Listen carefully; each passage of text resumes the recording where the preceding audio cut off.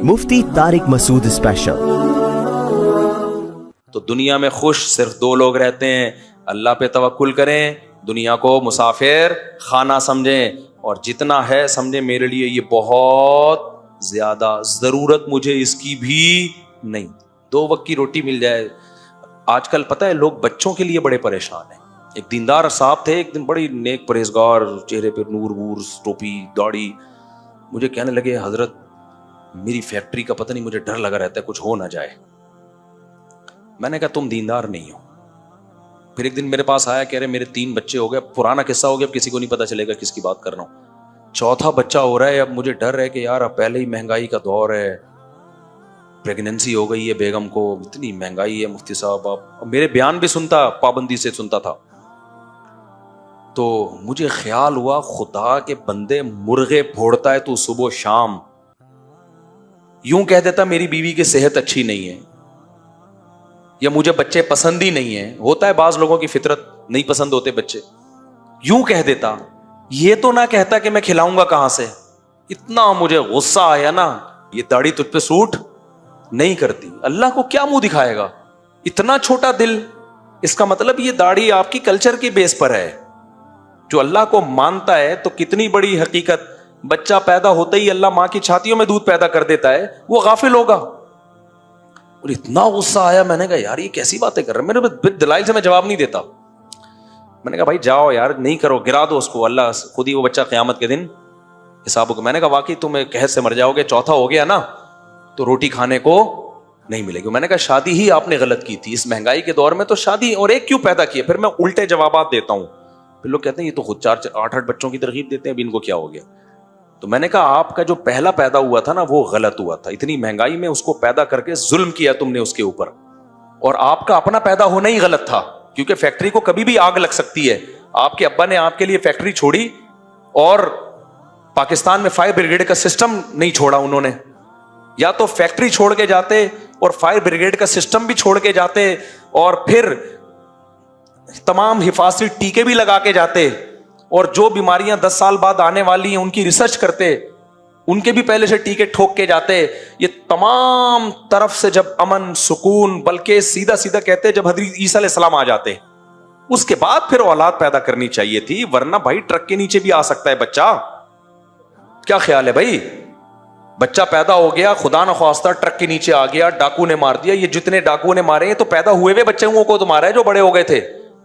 تو ان خطرات کی بیس پہ بھائی ایک بچہ بھی نہیں ہونا چاہیے، بلکہ میں نے کہا بہتر یہی ہے کہ اپنے آپ کو بھی گولی مار کے ہلاک کر لو، کیونکہ آئندہ حالات کا کچھ پتا نہیں ہے، کچھ پتا نہیں ہے کہ آئندہ کیا ہو جائے گا، آئندہ پر ڈرے ہوئے بیٹھے ہوئے تو یہ پاگلوں کا ایک قسم ہے، اور یہ بے دینی کا نتیجہ ہے۔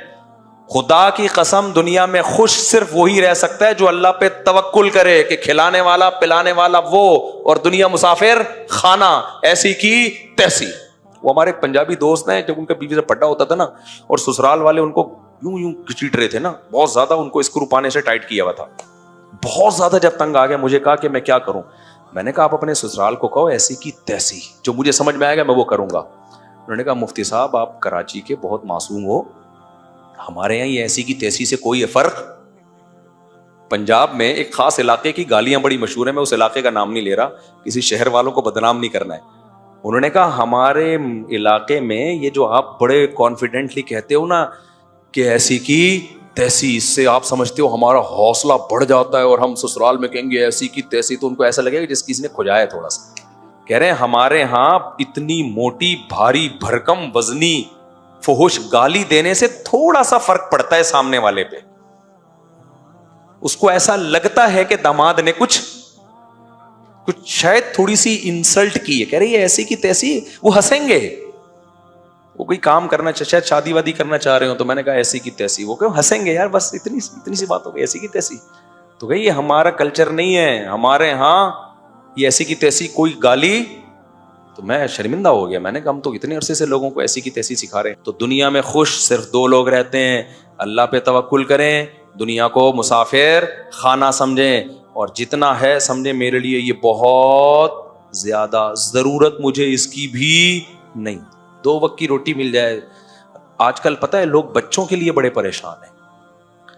میرے پاس آتے ہیں, میرے بچے ہیں ایکچولی, میں بہت فیوچر کے بارے میں بہت ٹینشن. میں کہتا ہوں تمہارے سالے 2 بچے ہیں کی وجہ سے اتنے ٹینشن میں, تمہیں اتنے ملتے جتنے مجھے ملے ہیں, تم تو مر چکے ہوتے اب تک.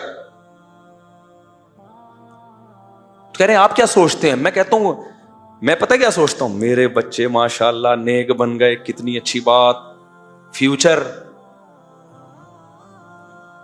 کے بارے میں کیا سوچتا ہوں, بھائی بن جائیں گے تو ہو سکتا ہے کوئی چارٹرڈ اکاؤنٹنٹ بن جائے, نہیں تو ٹماٹر بیچے گا. کیا کرے گا؟ ٹماٹر کا ٹھیلا. الحمدللہ کہیں بھی نہیں گیا. کہتے ہیں کیا مفتی صاحب آپ کے بچے ٹماٹر بیچیں گے؟ تو میں نے کہا بھائی اگر کچھ کر لیں گے تو نہیں بیچے ٹماٹر, نہیں کرتے تو کیا بیچو, ٹماٹر بیچو, اس میں کیا ہے؟ آپ راضی ہو جائیں گے ٹماٹر بیچیں. میں نے کہا جب خود ٹماٹر بیچنے پر اس کو بےزتی محسوس نہیں ہو رہی تو اس کی ٹینشن میں کیوں لوں؟ بھائی تو نے کچھ کرنا ہے تو کر لے, نہیں کرنا ہے تو تیرا عذاب میں کیوں مسلط کروں اپنے اوپر؟ خام خواہ کی ٹینشنیں کیوں پالی ہوئی ہیں تم لوگوں نے اپنے اوپر؟ دیکھو یہ میرا بھانجا بیٹھا ہوا ہے واسطے جو قرآن پڑھا رہا ہے, یہ کیا ہوا, انٹر میں نمبر بہت کم ہے, فیل ہو گیا تھا. رافع تھا وہ, اس کا بڑا بھائی, انٹر میں فیل ہو گیا. یہ کہہ رہے میری بےزتی اسی کی واقعہ ہے وہ. خیر تو اس کا بڑا بھائی فیل ہو گیا انٹر میں. ابا کو آ کے بتایا گیا بھائی آپ کا بیٹا فیل ہو گیا. اس کے جو ابا نے میرے بہنوں ہی ہیں, بچپن کے دوست بھی ہیں, حضرت سے تعلق تھا. تو اس نے کہا کوئی بات نہیں, آخرت کے امتحان میں فیل نہیں ہونا, کوئی بات نہیں, ٹینشن ہی نہیں لی. صحیح ہے نا, ابھی بھی پڑھ رہا ہے ماشاءاللہ. تو یہ مسافر یہ جو ٹینشن لے رہے ہوتے ہیں نا بچوں کی, کہتے ہیں ہمیں بچوں کی تربیت کی فکر ہے. بھائی تربیت کی نہیں ہوتی آپ کو, آپ کے دل میں دنیا کی محبت ہے. آپ کہہ رہے ہیں کم بخت آپریشن سے پیدا ہوا تھا, اس وقت اتنا خرچہ ہوا, اسکولوں کی اتنی فیسیں, اب کماؤ پوت بنے گا. تو کیا بنے گا؟ تبھی اگر غیب سے پتہ چل جائے نا کہ انٹر فیل ہوگا لیکن کمائے گا 1 کروڑ, ماں باپ کہیں گے 20 دفعہ فیل ہو جا تو, ہمیں روکھڑا چاہیے. جیسے ایک ابا کے 4 بچے تھے, تعارف کروایا, یہ ڈاکٹر ہے, یہ انجینئر ہے, یہ پروفیسر ہے, یہ کیا ہے, یہ چور ہے. کہا اس کو رکھا ہوا کیوں؟ کہتے کماتا صرف یہی ہے.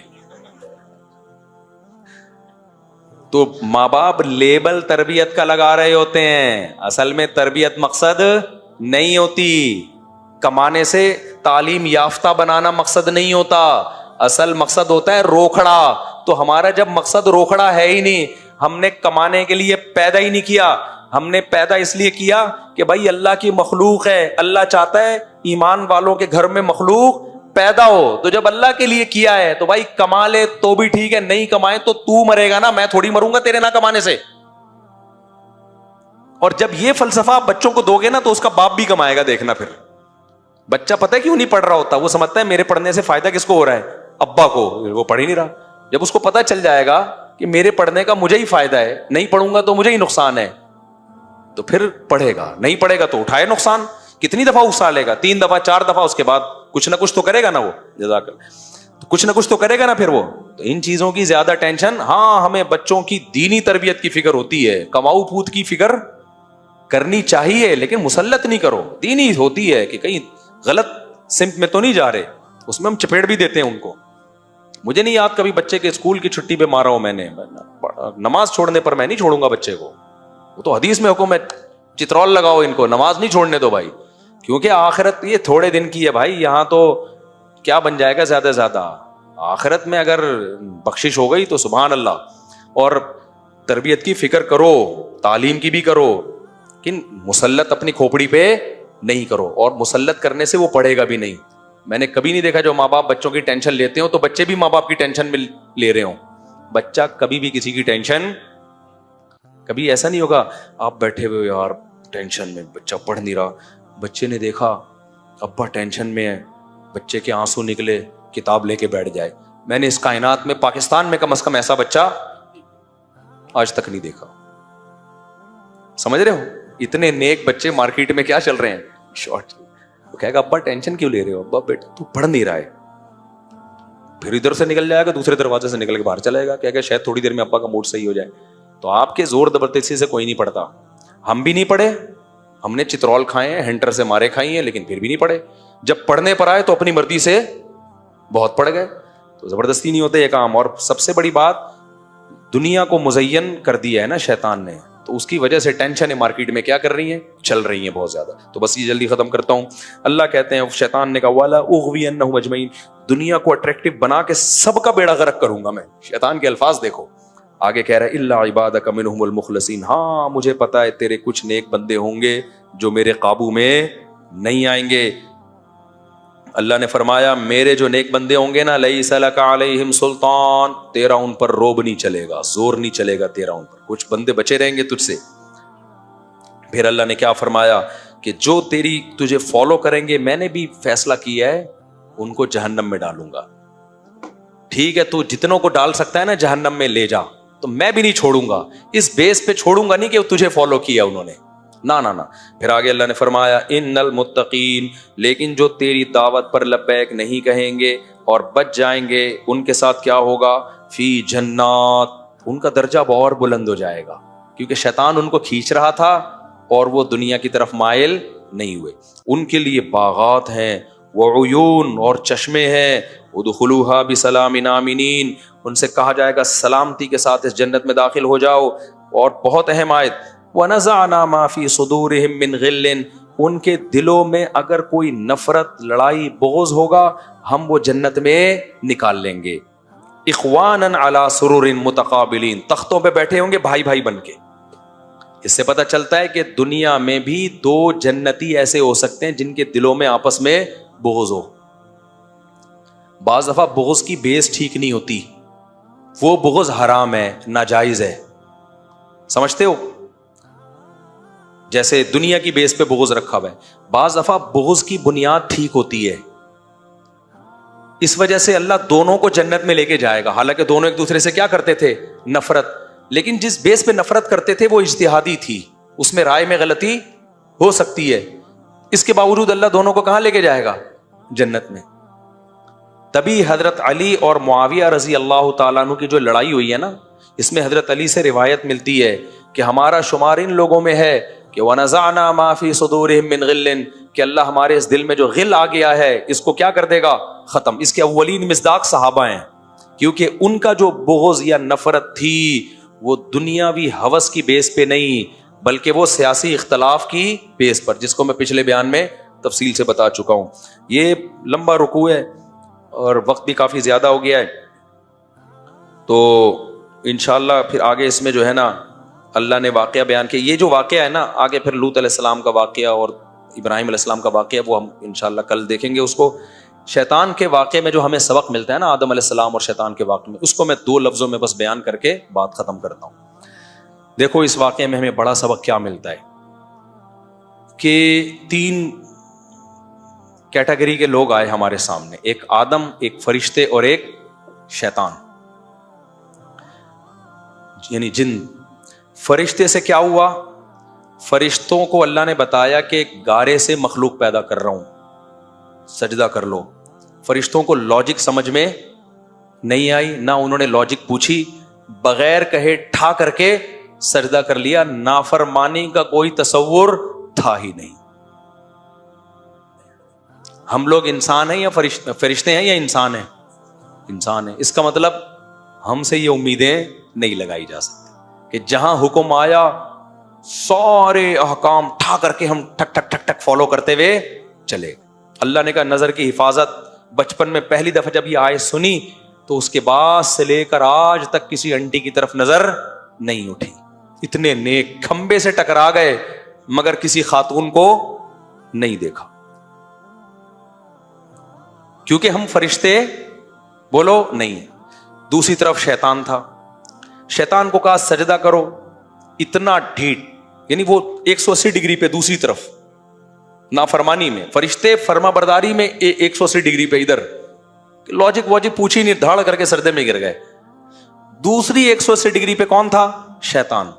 اس کو کہا سجدہ کرو, اس نے یہ نہیں کہا نہیں کروں گا, لم اکن, اٹ ازنٹ پاسبل.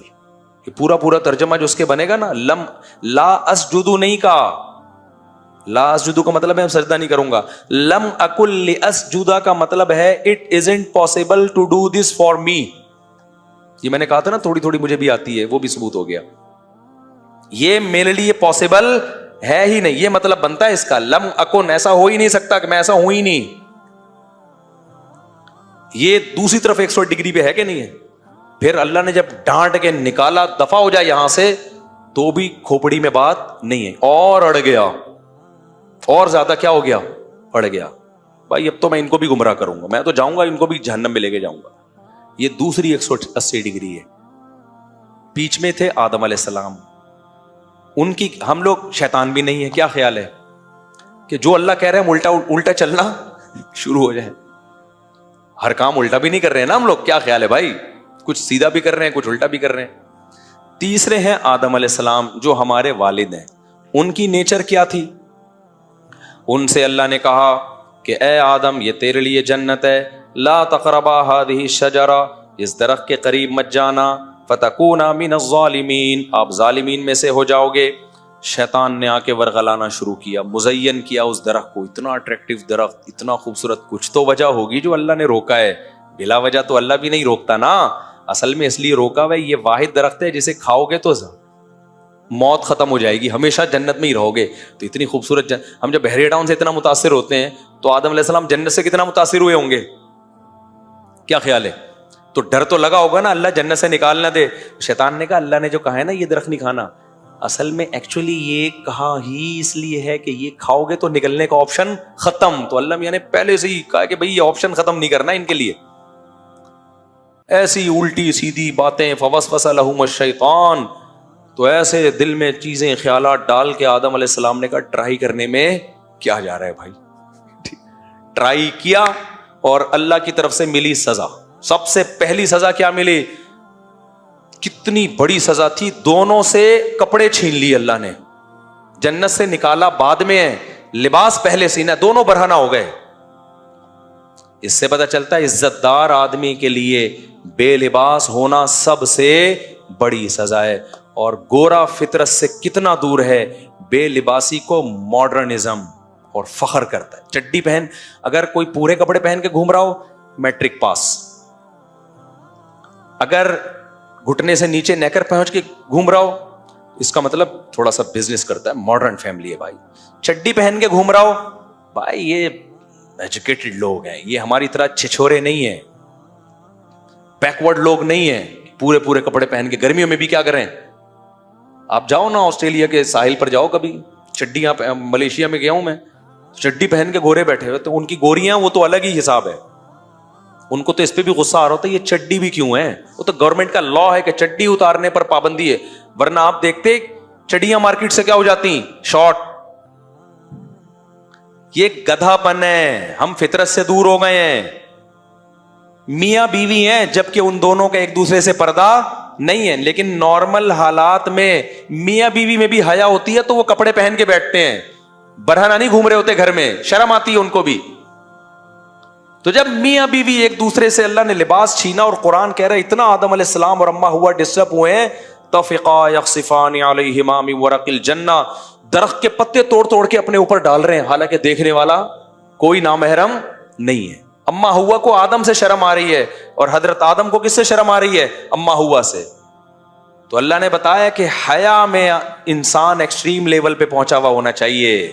بے لباسی یہ انسانیت نہیں ہے. آج کہتے ہیں بے حیائی کا کپڑوں سے کیا, لبرل طبقہ جو آ رہا ہوتا ہے نا, بھائی خاتون کی مرضی ہے وہ پورے کپڑے پہنے آدھے پہنے, آپ اپنی نظر نیچے رکھیں, تو پھر کچھ بھی نہ پہناؤ اس کو. تو یہ حیا جو ہے نا, حیا یہ ایمان کا حصہ ہے.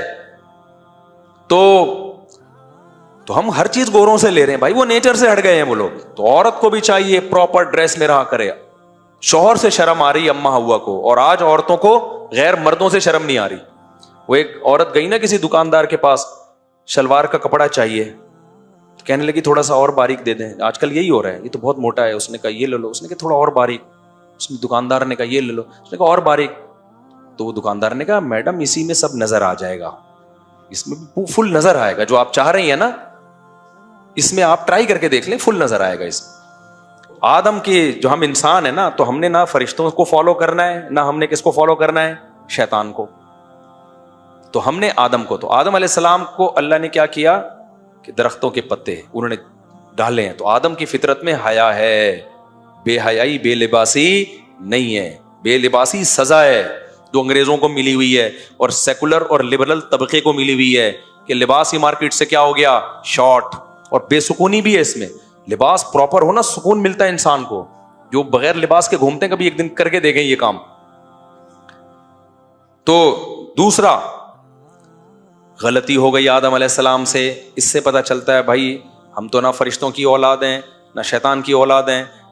پٹیاں پڑھا کے شیطان ہم سے بھی غلطی بولو کروا سکتا تو ہم سے بھی ہوگی. ایسا نہیں ہو سکتا کہ جب سے ہم نے آیت سنی کہ کسی انٹی کو دیکھنا نہیں ہے تو کبھی آج تک کسی نے دیکھا ہی نہ ہو, کھمبوں سے ٹکرا گیا ہو, گاڑی کے ٹرک کے نیچے آ گیا ہو, بھائی ادھر نہیں دیکھنا منہ کر کے. ہو جاتی ہے انسان سے غلطی. تو آدم سے بھی غلطی ہو گئی, اس پہ سزا بھی ملی. لیکن جیسے ہی آدم کو پتا چلا کہ مجھ سے غلطی ہوئی اور اللہ ناراض ہوا تو فوراً آدم اور حوا نے مل کے دعا مانگی, ربنا ظلمنا انفسنا, اے اللہ ہم نے اپنی جانوں پہ ظلم کیا, وَإِن لَمْ تَغْفِرْ لَنَا وَتَرْحَمْنَا, کرتے نہیں ہیں ہم اس ظلم پہ, تو نے معاف نہ کیا رحم نہ کیا, ہم برباد ہو جائیں گے, لَنَكُونَنَّ مِنَ الْخَاسِرِينَ. تو اس سے پتہ چلتا ہے بھائی غلطی فرشتوں سے تو غلطی نہیں ہوئی, شیطان سے ہوئی اکڑا رہا, آدم سے ہوئی اکڑے نہیں. یہ بیچ کا راستہ ہے. سمجھ میں آ رہی ہے بات؟ تو یہ نہیں ہو سکتا کہ مجھ سے اور آپ سے کبھی زندگی میں کوئی غلطی ہی نہ ہو. بچنے کی کوشش کرنا یہ آدم کی سنت ہے. اگر ہو جائے تو پھر توبہ کرنا یہ بھی کس کی سنت ہے؟ آدم کی سنت. تو کوشش کریں بچنے کی, ہو جائے تو توبہ میں تاخیر مت کریں. اب چونکہ ہم آدم جیسے پیغمبر تو ہیں نہیں, آدم سے تو ایک دفعہ ہوئی, اس کے بعد پکی ڈھکی توبہ. ہم سے ہو سکتا ہے 2 دفعہ ہو اور کھمبا ٹکرا کے ہمیں پتہ چل جائے کہ ہم سے کیا ہوئی ہے. وہ کھمبا ہی سزا کے طور پر, کھمبا ٹکرانا سمجھتے دیکھتے ہوئے وہ ایک صحابی کے ساتھ ہوا نا کہ وہ کسی کو دیکھ نظر پڑی کوئی تو وہ ٹکرا گئے کسی چیز سے, تو آپ نے فرمایا یہ سزا ہے, بس اللہ نے دنیا میں کیا دے دیا, حساب و کتاب پورا کر دیا. تو اگر میرے بھائی کبھی ہو جائے, اب لڑکوں کو ہینڈ پریکٹس کی عادت پڑ چکی ہے, توبہ کرو بار بار. فوج فلموں کی عادت پڑ چکی ہے, چھوڑو اس کو, کمپیوٹر نکال دو گھر سے, بند کمرے میں مت بیٹھو. پھر بھی دیکھ لیا, توبہ کرو, نکاح کرنے کی کوشش کرو تاکہ یہ عادت جلدی چھوٹے. صدقہ کرو, روزے رکھو, کسی طرح سزا دو اپنے آپ کو, لڑو. ہتھیار ڈال دیے نا, اگر ہتھیار ڈال دیے کہ یار مجھ سے نہیں چھوٹ رہا, یہ فوج فلمیں مجھ سے نہیں چھوٹ رہی, جس دن آپ نے ہتھیار ڈال دیے تو بس اللہ بھی کہے گا اب تیرے لیے جہنم کے علاوہ کوئی اور آپشن نہیں ہے. کیوں؟ انلزمکموہا, تو بچنا چاہتا نہیں ہے, ہم زبردستی جنت تھوپ دیں, یہ نہیں ہوگا. لڑتے رہے نا شیطان سے. پھر اگر گناہ سے نہیں بھی بچے نا تو کم از کم یہ تو ہوگا نا, اللہ کہے گا کوشش پوری کی ہے اس نے, کچھ اس نے کیا, کچھ میری رحمت کام آئے گی. اگر آپ نے ہتھیار ڈال دیے کہ مجھ سے, بہت سے لوگ کہتے ہیں بھائی میں توبہ کر کر کے تھک گیا, فوج فلموں کے بارے میں تو بہت ہے کامن یہ چیز, یار توبہ کر کر کے تھک گئے بھائی, ہم سے نہیں چھوٹ رہا ہے, چلو اب دیکھو بس چھوڑو, عادت ڈالو. تو پھر ٹائم متعین کر لی ہفتے میں کتنی دفعہ دیکھنا ہے. اب جب اس کنڈیشن میں آ گئے نا, یہ بہت ڈینجرس ہے. یہ کیا ہے؟ اس کا مطلب ہے کہ اب آپ نے کمپرومائز کر لیا جہنم پہ. تو جب آپ نے کر لیا ہے پھر اللہ کو کوئی شوق نہیں ہے کہ وہ آپ کو جہنم سے نکالے, وہ بچائے جہنم سے, نہ اللہ اسی کے لیے جو کوشش میں لگا وہ. تو اس لیے 100 بار اگر توبہ ٹوٹی ہے 100 بار کیا کرو توبہ. ایک آخری بات کر کے, حکیم اختر صاحب رحمہ اللہ تعالیٰ ایک بڑی پیاری مثال دیا کرتے تھے, کہتے تھے خراب چیز اگر ٹوٹ جائے تو جوڑی نہیں جاتی, اس کو اٹھا کے پھینک دیا جاتا ہے. ایک پیالہ آپ کے پاس پتھر کا تھا, چینی کا پیالہ تھا, ٹوٹ گیا, کون گھنٹوں بیٹھ کے جوڑتا ہے, اٹھا پھینک, مٹی کا پیالہ ہے دوسرا لے لے. لیکن اگر وہ سونے کا پیالہ ہو اور ٹوٹ جائے تو کیا کچرے میں پھینک دو گے؟ ایلفی سے دوبارہ جوڑو گے, پھر ٹوٹ گیا پھر جوڑو گے, پھر ٹوٹ گیا پھر جوڑو گے. فرماتے تھے اللہ سے تعلق یہ سونے کے پیالے سے زیادہ قیمتی چیز ہے. یہ ٹوٹتی ہے گناہ سے, جڑتی ہے توبہ کی ایلفی سے. اور فرماتے تھے یہ ایلفی الفت سے نکلا ہے. سمجھ رہے ہیں نا, یہ ایلفی کہاں سے نکلا ہے؟ الفت. تو الفت محبت نا, اللہ سے کی نافرمانی کی تو اللہ سے نفرت, ایک قسم کی نفرت ہی ہے یہ. تو الفت کیسے ہوگی؟ توبہ سے. تو وہ توبہ کی الفی سے یہ تعلق کیا ہوگا؟ دوبارہ جوڑا جائے گا. تو اللہ سے تعلق گناہ کر کر کے بار بار ٹوٹ رہا ہے تو یہ تعلق اگر کم درجے کی چیز ہے, کچرے میں پھینکنے کی چیز ہے تو پھینک دو, لیکن اگر بہت قیمتی چیز ہے تو بھائی قیمتی چیز 100 دفعہ ٹوٹتی ہے تو 100 دفعہ اس کو جوڑا جاتا ہے. تو توبہ کی الفی سے اللہ کے تعلق کو بار بار جوڑا جائے, یہ آدم علیہ السلام کے واقعے سے ہمیں ملتا ہے. اللہ تعالیٰ سمجھنے کی عمل کی توفیق عطا فرمائے.